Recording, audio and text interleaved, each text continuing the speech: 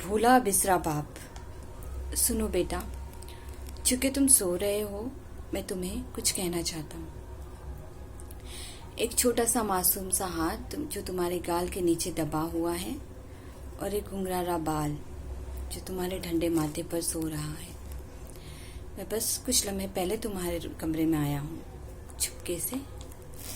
मैं अपने कमरे में बैठा अखबार पढ़ रहा था।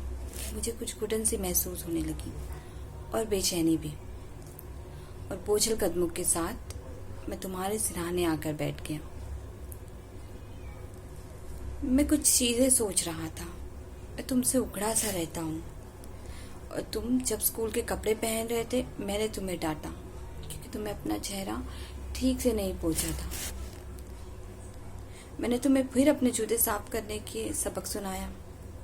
मैंने तुम पर गुस्सा किया जब तुमने कुछ चीज़ें नीचे गिरा दी, और फिर नाश्ता करते वक्त फिर से मुझे तुम में खामियां नजर आई। क्यों ना आती? तुमने अपनी कोहनियों को टेबल पर जो रखा था, और ब्रेड पे मक्खन भी बहुत ज्यादा लगाया था। और फिर जब तुम खेलने के लिए बाहर गए, तुम पलटे और मुझे अलविदा कहा अपने हाथ के इशारे से।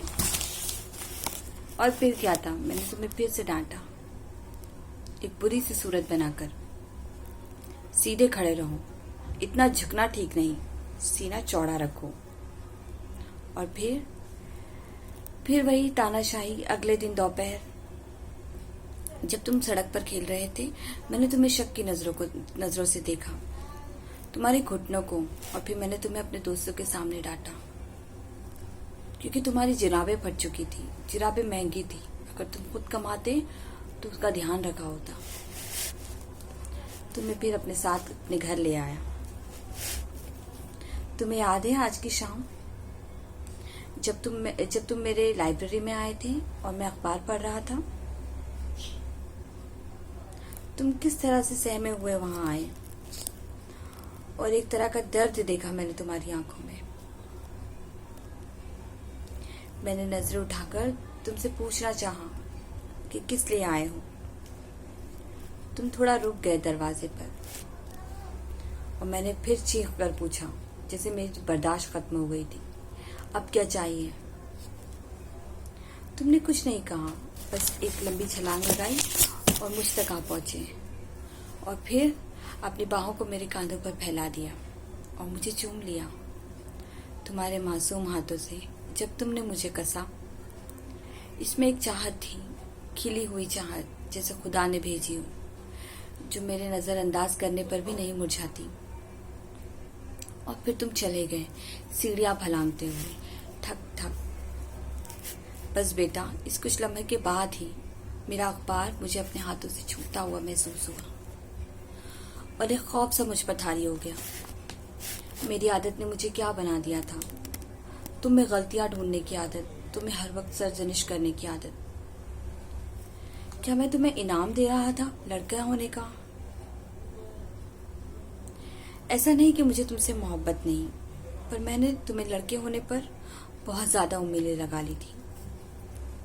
मैं तुम्हें अपनी गुजरी हुई जिंदगी के पैमाने पर नाप रहा था, ये भूलकर कि तुम्हें बहुत सी आदतें अच्छी है, तुम्हारा किरदार बहुत अच्छा है, तुम्हारा नन्हा सा दिल बहुत बड़ा है, जैसे दो पहाड़ों के बीच में शाम ढलती है, उतना बड़ा।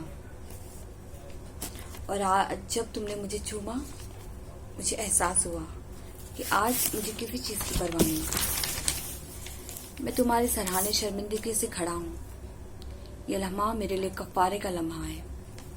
तुम नहीं समझोगे। अगर तुम जागते, मैं तुम्हें कहता, तुम फिर भी नहीं समझते।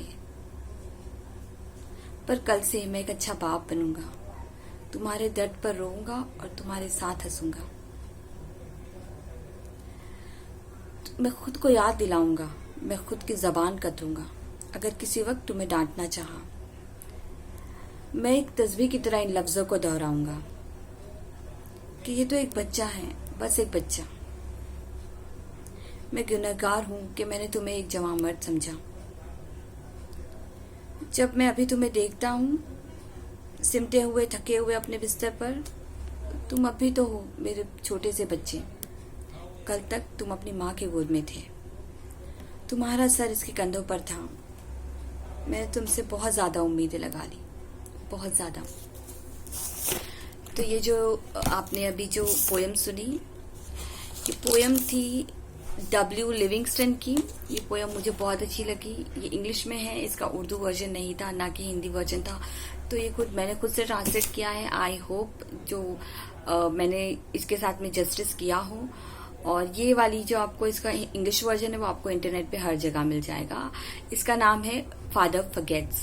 अगर आप ये वीडियो अभी तक देख रहे हो तो प्लीज मेरे वीडियो को लाइक करिए, शेयर करिए और सब्सक्राइब करिए। Thank you so much. Until next time, bye bye.